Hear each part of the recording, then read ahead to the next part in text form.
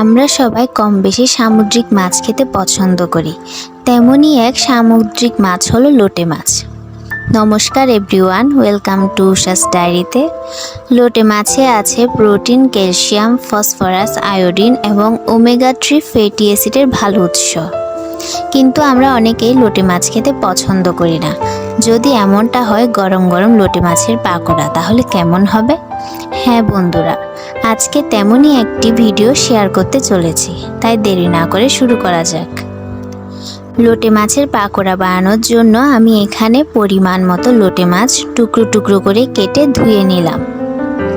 এবার একটি বাটিতে 2 কাপ চালের গুঁড়ো, 1 কাপ বেসন, 4টি মাঝারি সাইজের গ্রেট করা পেঁয়াজ, 1 চামচ আদা আর জিরার পেস্ট, গ্রেট করা রসুন 1টি, কাঁচামরিচ বাটা 1 চা চামচ, হলুদ বাটা 1 চা চামচ, লঙ্কা গুঁড়ো 1 চা চামচ, লবণ 1 চা চামচ দিয়ে অল্প অল্প করে পানি অ্যাড করব।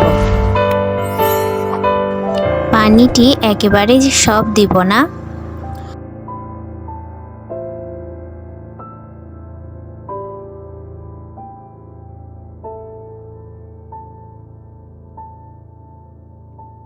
সব শেষে দিয়ে দিলাম ডিম।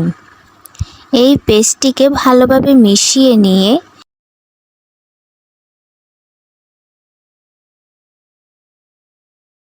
এতে এক এক করে লোটে মাছের টুকরোগুলো দিয়ে দিলাম।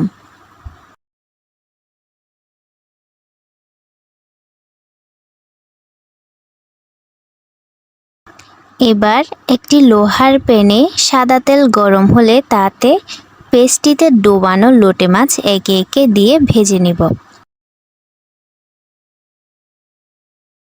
হালকা বাদামি বর্ণের হলে প্যান থেকে নিয়ে গরম গরম পরিবেশন করুন।